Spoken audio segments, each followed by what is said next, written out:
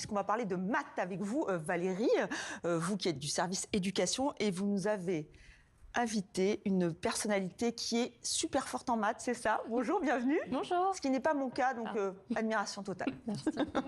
Bonjour Amina Khalil. Alors vous êtes effectivement très bonne en maths, on peut même dire que vous avez la bosse des maths puisque vous êtes diplômée des arts et métiers, vous êtes ingénieur, mais vous avez aussi un diplôme de l'université d'Orsay en physique fondamentale. Alors après ces études magnifiques, évidemment, toutes les portes s'ouvraient pour des carrières scientifiques et vous avez décidé d'ouvrir une école de maths, Défi Alpha, à Aulnay-sous-Bois en région parisienne.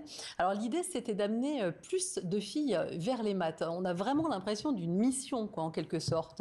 Alors oui, clairement. Alors ce qu'il faut savoir, c'est que pour moi, les maths, c'est pas juste une discipline scolaire ou voilà, chez Défi Alpha, on fait pas des maths pour faire des maths.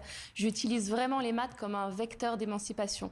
Les maths comme un levier, en fait, qui va permettre à tous les élèves, et en particulier les jeunes filles, de choisir leur avenir. Et donc aujourd'hui, Défi Alpha, je suis très fière de cette entreprise.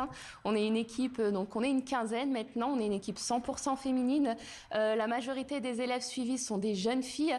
Et notre objectif, c'est vraiment de donner les outils, que ce soit à travers notre école, mais aussi notre livre, enfin nos livres, donc toute une gamme de livres, et notre plateforme en ligne, de donner aux jeunes les outils de choisir qui ils veulent devenir. Donc comme quoi, c'est pas genré. Pas du tout. Pas du tout. Pas du tout. Voilà, c'est dit. Alors en fait, la Côte d'Ivoire, par exemple, propose, elle, de son côté, pour amener plus de filles dans les maths, en fait, c'est un exercice au travers d'une compétition qui s'appelle Miss Maths. Et ça existe depuis plus de 25 ans.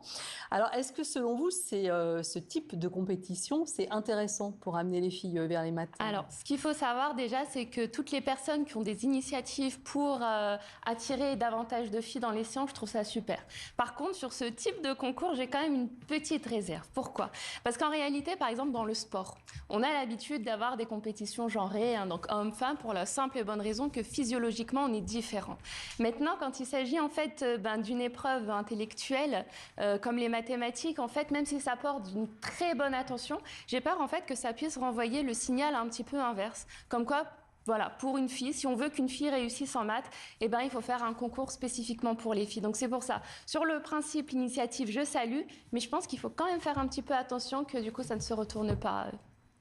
Alors, autre chose, en fait, les influenceurs en maths sont de plus en plus présents sur les réseaux sociaux. Alors, comme Idriss Mahamat Al-Habib, qu'on va voir, on va en parler après, mais on regarde cet extrait. Idriss, 34 ans, professeur de mathématiques aux 5 millions d'abonnés sur TikTok, installe son matériel. Un téléphone, un trépied et un micro-cravate suffisent. Au programme aujourd'hui, développement et factorisation. Est-ce que ton prof t'a montré cette technique de développement? Objectif, rendre les maths simples et accessibles à tous. Des vidéos qui atteignent des dizaines de millions de vues. Celle-là, 19 millions, 6 millions, 11 millions. Wow.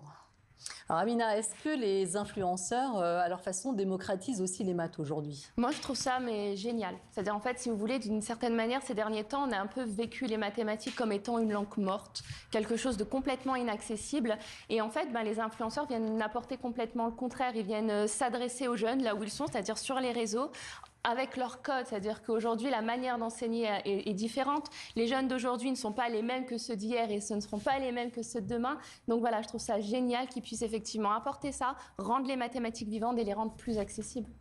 Merci beaucoup Amina Khalil. Je rappelle que vous avez aussi une plateforme que vous avez écrite. Tout le monde peut être bon en maths. J'ai du mal à y croire, mais vous allez me le donner, Valérie, pitié. Et également donc tous ces livres, mes fiches de maths de la 6e à la terminale. Merci encore.